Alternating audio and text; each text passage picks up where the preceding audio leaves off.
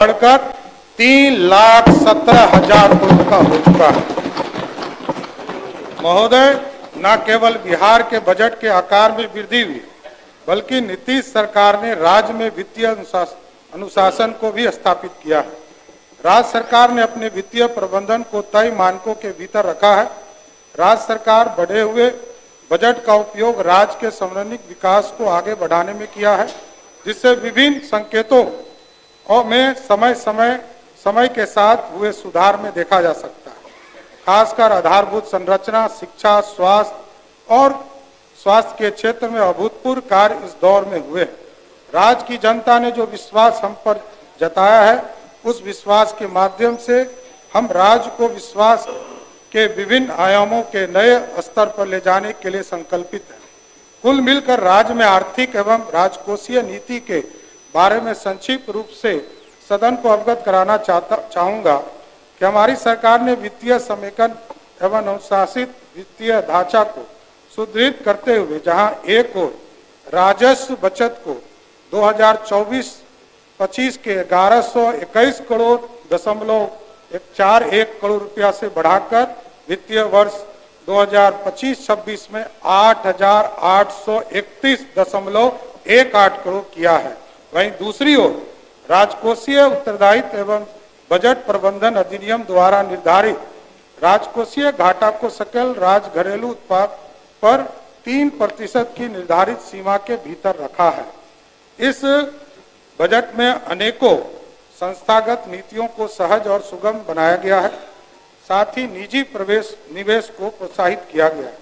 राज्य के आर्थिक विकास की गति को तेजी प्रदान करने के लिए रोजगार युक्त निवेश को बढ़ावा दिया गया है। माननीय अध्यक्ष महोदय, माननीय सदस्य एवं आम जनता की जानकारी हेतु 2025-26 के बजट का सारांश सदन के समक्ष प्रस्तुत करता हूं। वित्तीय वर्ष 2025 में बिहार राज्य का आकार बजट 3,16,895.02 करोड़ रुपया है, जो वित्तीय वर्ष 2024-25 के बजट आकार से 38,169 करोड़ रुपया अधिक है।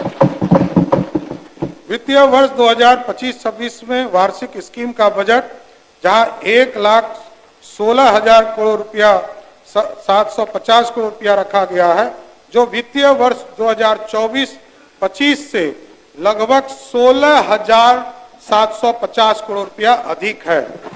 वित्तीय वर्ष 2025-26 में स्थापना एवं प्रतिव्यय का बजट अनुमान 2,135 करोड़ रुपया है, जो वित्तीय वर्ष 2024 के बजट अनुमान से लगभग 21,429 करोड़ रुपया अधिक है। वित्तीय वर्ष 2025-26 में कुल व्यय की स्कीम द्वारा व्यय 36.84% है एवं स्थापना एवं प्रतिबद्ध व्यय 63.16% है। वित्तीय वर्ष 2025-26 में कुल पूंजीगत व्यय 64,894.76 करोड़ रुपया अनुमानित किया गया है, जो कुल व्यय का 20.48% जिसमें है। पूंजीगत परिव्यय वर्ष 2025-26 में 40,531 करोड़ रुपया का पूंजीगत परिव्यय अनुमानित किया गया है, जिसमें सामान्य सेवा में 5,899 करोड़, सामाजिक सेवाओं में 9,369 करोड़ रुपया एवं आर्थिक सेवा में 25,262 करोड़ रुपया राशि प्रस्तावित है।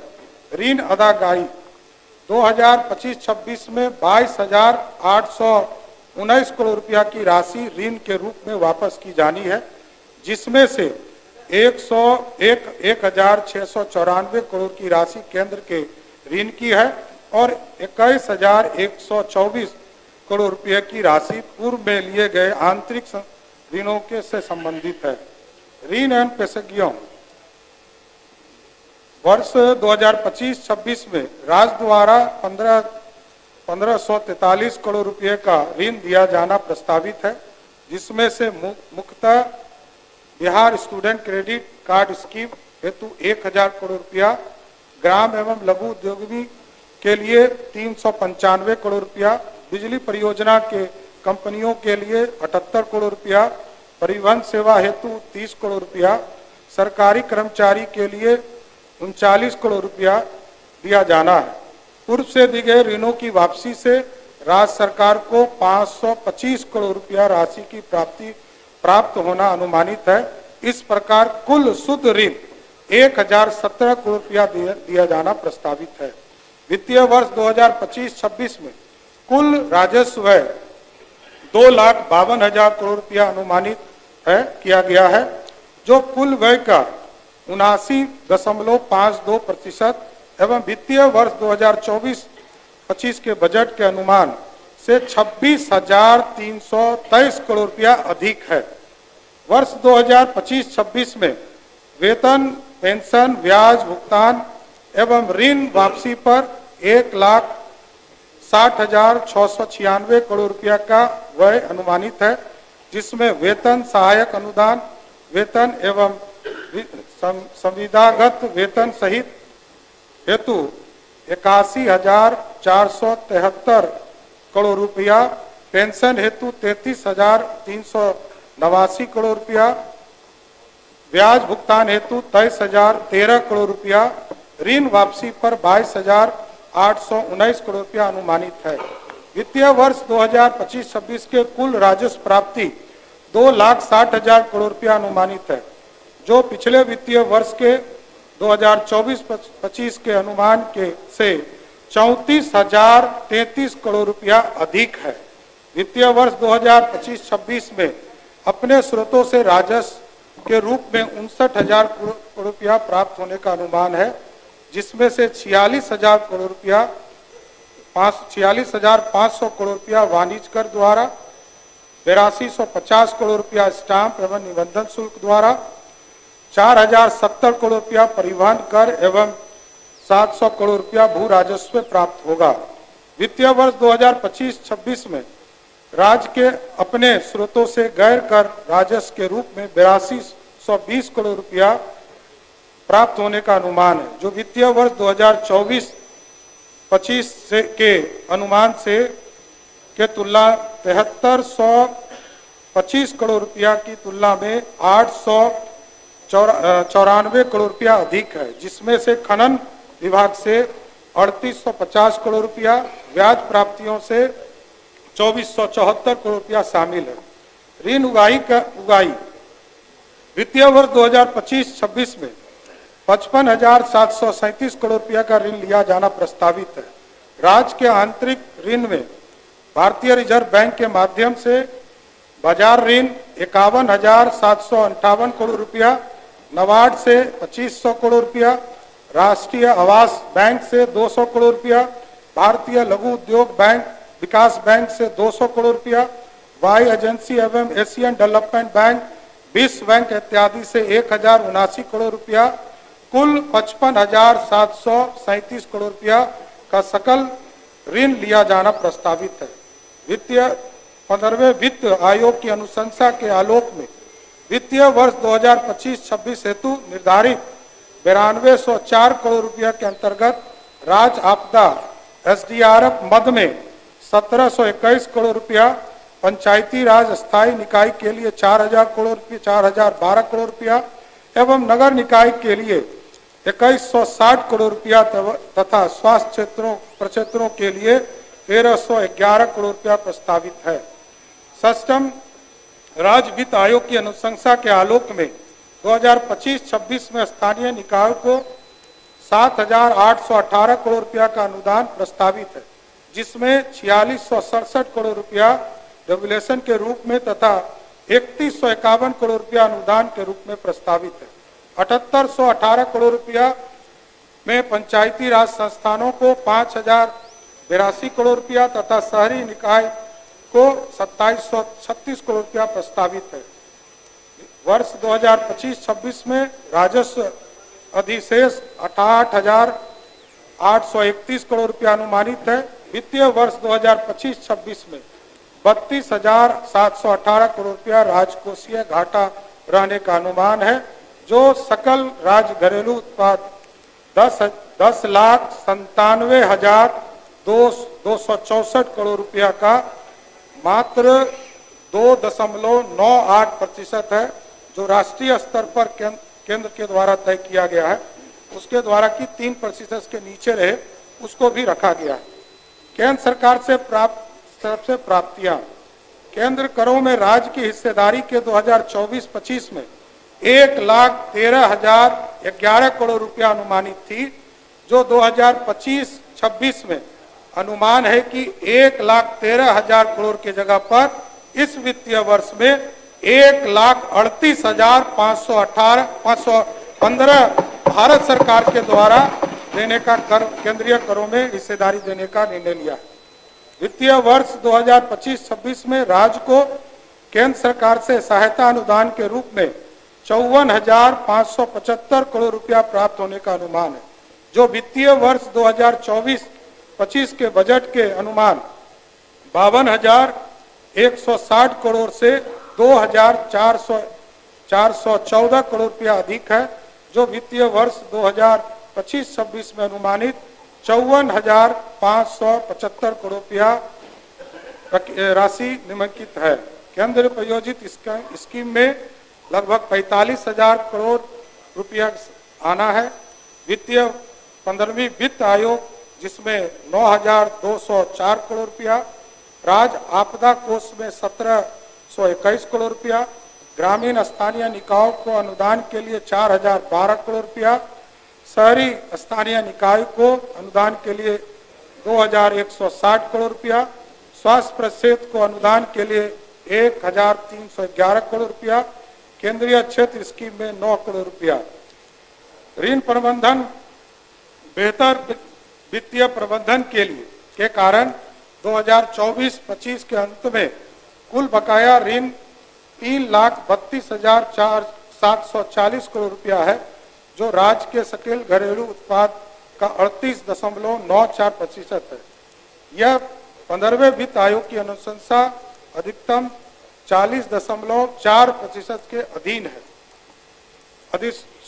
अनुसूचित जातियां एवं अनुसूचित जनजातियों के लिए कंकांशित राशि, अनुसूचित जनजाति एवं अनुसूचित जनजाति के पर व्यय होने वाली राशि की अलग से लघु शीर्ष में प्रदर्शित किया जाता है, ताकि उक्त राशि का व्यय अनुसूचित जनजाति एवं जनजाति के समुदाय के सीधे लाभ के लिए किया जा सके और राशि का व्यय अन्यत्र नहीं किया जा सके। वित्तीय वर्ष 2025-26 में अनुसूचित जातियों के लिए 19,648 करोड़ रुपया अनुमानित किया गया है। अनुसूचित जनजाति के लिए 1,735 करोड़ रुपया प्रावधान किया गया है।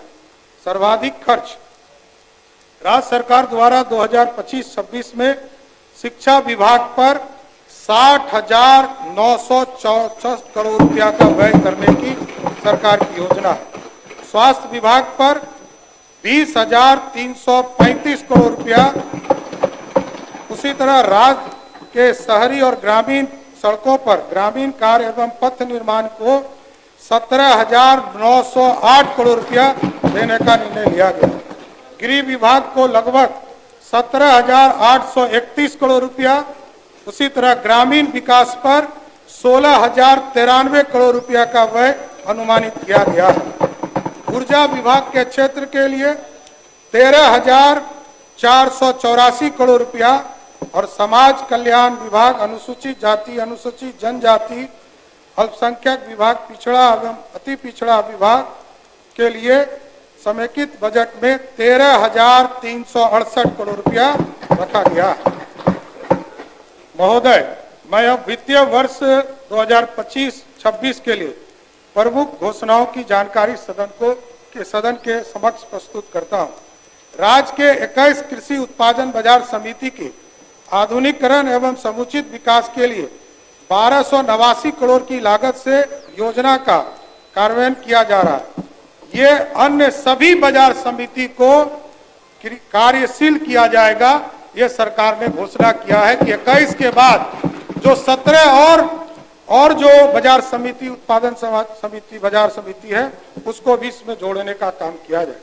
राज्य सरकार द्वारा नेशनल कोऑपरेटिव, एनसीसीएफ, नेफेड इत्यादि के समन्वय कर बिहार में एमएसपी पर अरहर, मूंग और उड़द दाल को भी खरीदने का काम, जिस तरह धान अधिप्राप्ति करते हैं उसी तरह करने का काम सरकार करेगी। राज्य के सभी अनुमंडल एवं सभी प्रखंडों में कोल्ड स्टोरेज की स्थापना चरणबद्ध रूप से करने की घोषणा सरकार करती है। प्राथमिक सब्जी उत्पादन सहकारी समिति पीवीसीएस के उत्पादन को उचित मूल्य एवं विपणन की सुविधा उपलब्ध कराने हेतु बिहार राज्य सब्जी प्रसंस्करण एवं विपणन फेडरेशन वेजफेड द्वारा सुधा के तर्ज पर संयुक्त रूप से सभी प्रखंडों में प्रखंड स्तर पर तरकारी सुविधा आउटलेट खोलने की घोषणा सरकार करती है। वर्तमान में राज्य सरकार सब्जी प्रसंस्करण एवं विपणन फेडरेशन के तहत कुल 3 संघों के अधीन अब तक 302 प्रखंड स्तरीय प्राथमिक सब्जी उत्पादन सहकारी समिति का गठन किया जा चुका है। आगामी वित्तीय वर्ष में राज्य के शेष सभी प्रखंडों में प्राथमिक सब्जी उत्पादन समिति पीवीसीएस का गठन किया जाएगा। राज्य के प्रत्येक पंचायत में गरीब कन्याओं के विवाह हेतु राज्य सरकार के द्वारा चरणबद्ध तौर पर कन्या विवाह मंडप का निर्माण किया जाएगा। पटना में महिला हाट की स्थापना की जाएगी। अन्य सभी बड़े शहरों में स्थापित महिला स्थल, व्यापार स्थल, वेंडिंग जोन में महिलाओं के लिए स्थान को पूरी तरह कनाकित करने का काम राज्य सरकार करेगी। प्रयोग के तौर पर पटना में चलंत व्यायामशाला जिम ऑन व्हील की शुरुआत की जाएगी। इसमें प्रशिक्षक भी सिर्फ महिला ही होंगी, जो महिला को जिम ऑन व्हील के माध्यम से स्वस्थ रखने का काम करेगी। राज्य के सभी शहरों में महिलाओं के लिए पिंक टॉयलेट की स्थापना की जाएगी। प्रथम चरण में 1 माह के अंदर 20 पिंक टॉयलेट स्थापित किया जाएगा। राज्य के सभी जिलों में बस स्टैंड को चरणबद्ध तरीके से आधुनिक रूप से विकसित किया जाएगा। बिहार औद्योगिक निवेश प्रोत्साहन नीति 2025 तैयार किया जा रहा है, जो राज्य के औद्योगिक विकास को गति देने, निवेश आकर्षित करने के उद्देश्य से एक गतिशील तंत्र के रूप में कार्य करेगी। यह नीति वर्तमान में निवेश की जरूरत को यथासंभव सहयोग करते हुए निवेश के लिए राज्य को एक आकर्षित केंद्र के रूप में विकसित करने में सहयोग करेगी। इसका लाभ राज्य में आर्थिक विकास के लिए विकास के साथ साथ रोजगार सृजन के रूप में होगा। अस्थायी और वैकल्पिक ईंधन के उपयोग के लिए प्रोत्साहित करके राज्य के प्राकृतिक संसाधनों का अधिकतम मूल्यवर्धन एवं रोजगार सृजन हेतु बिहार बायोफ्यूल्स उत्पादन प्रोत्साहन नीति 2025 लागू की जाएगी। पर्यावरण चुनौती एवं नवीकरण ऊर्जा विकल्प की बाजार में मांग के कारण निजी कंपनी तेजी एवं तेल विपणन कंपनियों द्वारा राज्य में कंप्रेस्ड बायोगैस इकाई की स्थापना की जाएगी।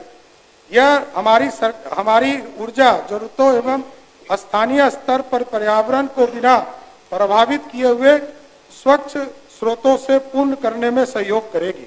किसानों की आय में वृद्धि एवं पर्यावरण अस्थिरता के साथ औद्योगिक विकास एवं संतुलित क्षेत्रीय विकास को बढ़ावा देने तथा रोजगार में नए अवसर विकसित करने के उद्देश्य से बिहार खाद्य प्रसंस्करण नीति 2025 लाई जाएगी। महोदय, बिहार में खाद्य प्रसारण से जुड़े उद्योग के लिए बृहद संभावना है, जिसको बढ़ावा देने के लिए यह नीति मील का पत्थर साबित होगा। बिहार को एक प्रमुख फार्मास्यूटिकल एवं और चिकित्सा उपकरण विनिर्माण केंद्र के रूप में बढ़ावा देने, फार्मास्यूटिकल क्षेत्र के द्वारा पर्यावरण अनुकूल विनियम प्रथाओं को बढ़ावा देने, अनुसंधान एवं विकसित परिस्थिति तंत्र के समग्र विकास के शैक्षणिक एवं औद्योगिक विकास के अवसर पर प्रोत्साहित करके फार्मास्यूटिकल क्षेत्र के लिए एक नवाचार और अनुसंधान एवं विकास केंद्र बनाने तथा राज्य में रोजगार सुविधा को बढ़ावा देने के लिए उद्देश्य से बिहार फार्मास्यूटिकल प्रमोशन पॉलिसी 2025 लागू की जाएगी।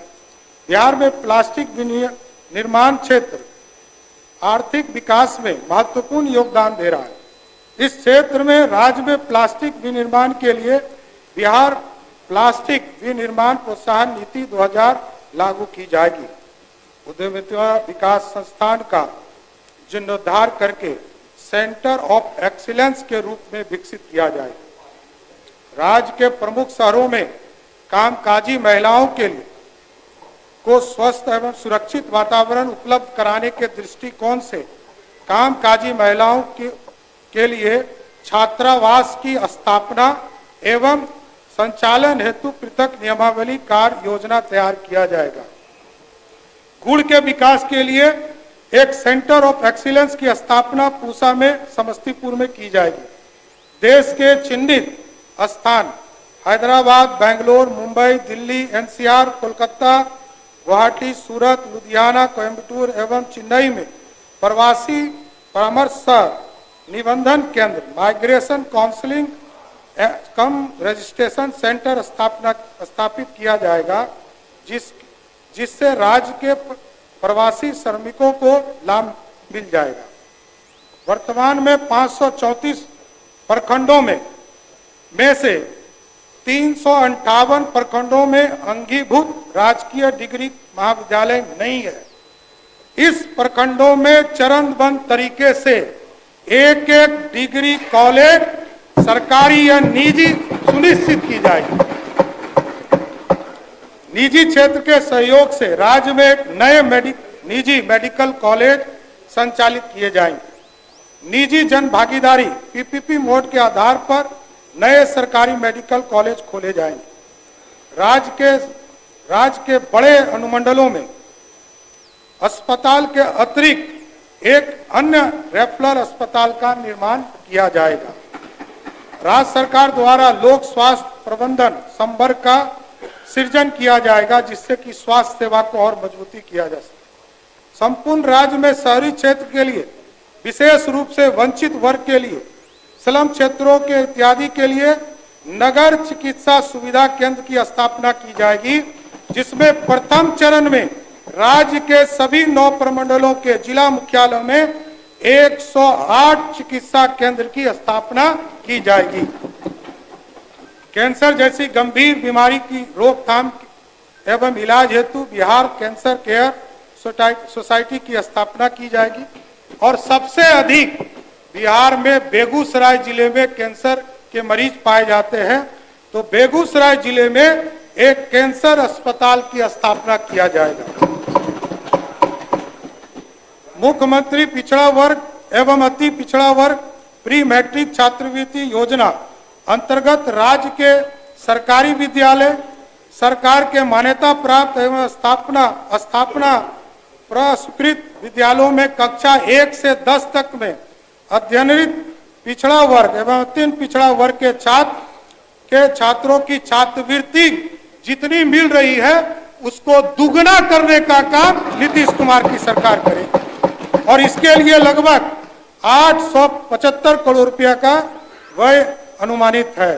अनुसूचित जाति एवं अनुसूचित जनजाति के श्रेणी के छात्रों को दिए जाने वाले प्री मैट्रिक छात्रवृत्ति योजना के तहत छात्रवृत्ति दर को दुगना किया जाएगा, जिस पर राज्य सरकार द्वारा लगभग 260 करोड़ रुपया का वार्षिक अनुमानित व्यय माना जाता है।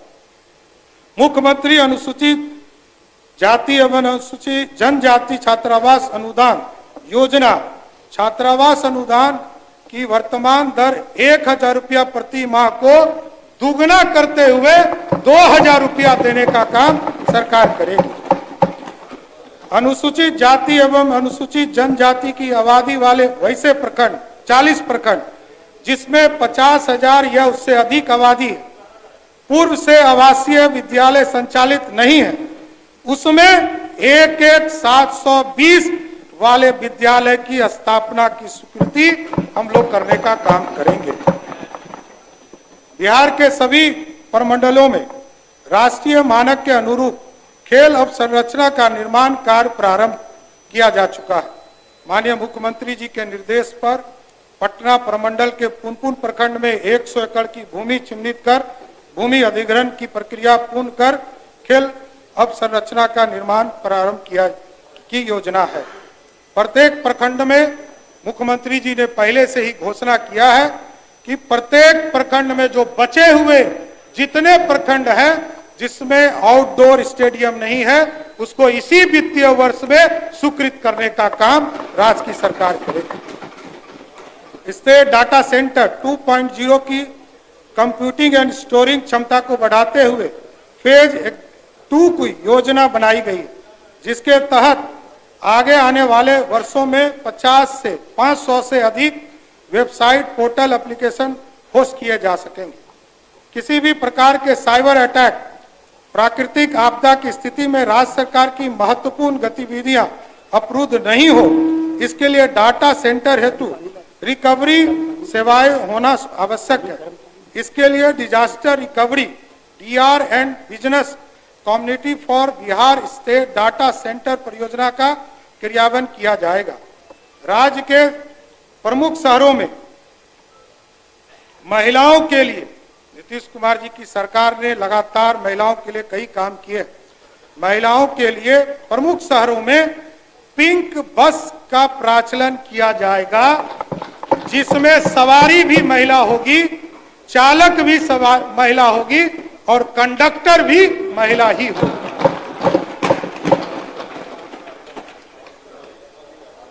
चालक और कंडक्टर के रूप में महिलाओं को प्रशिक्षित किया जाएगा तथा बिहार राजपथ परिवहन निगम से संचालक, चालक, कंडक्टर, डिपो मेंटेनेंस स्टाफ के पद पर महिलाओं के लिए 33% आरक्षण की व्यवस्था की जाएगी।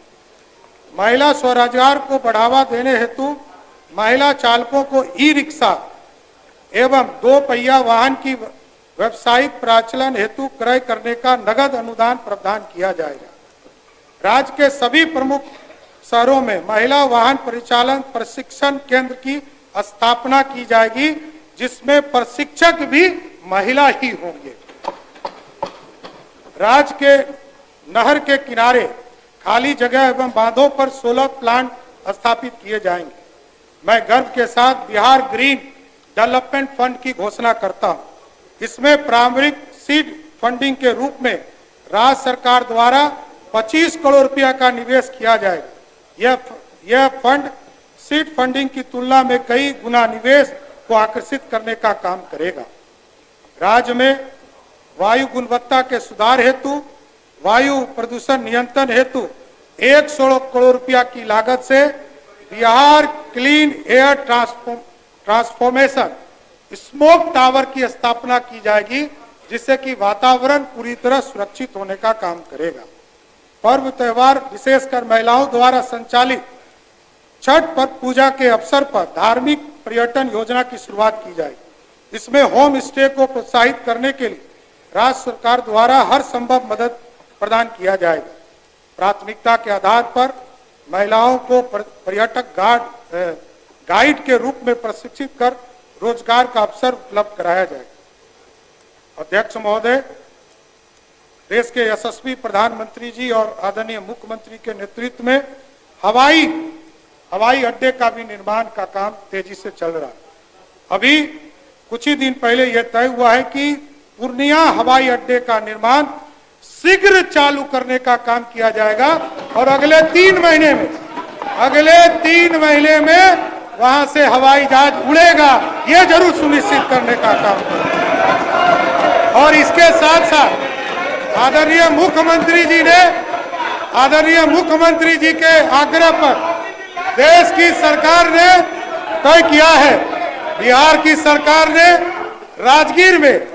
राजगीर में सुल्तानगंज के भागलपुर जिले में सुल्तानगंज में और रक्सौल में ग्रीन फील्ड एयरपोर्ट बनाने का निर्णय लिया है साथियों। इसके साथ साथ इसी तरह छोटे हवाई जहाज के लिए वाल्मीकि नगर, भागलपुर, बीरपुर, वीरपुर, मधुबनी, मुंगेर, सहरसा और मुजफ्फरपुर में हवाई का सेवा शुरू करने का काम भारत की सरकार, राज्य सरकार करेगी मिलकर। देश के कुछ अन्य मेट्रो शहर दिल्ली और मुंबई के अलावा बिहार में इंटीग्रेटेड सेंटर ऑफ बिहार की स्थापना की जाएगी, जिसके बहुआ में उपयोग होंगे। बिहार की पारंपरिक शिल्प, हस्तकला इत्यादि एवं का प्रचार होगा। बिहार की लोक कला एवं संस्कृति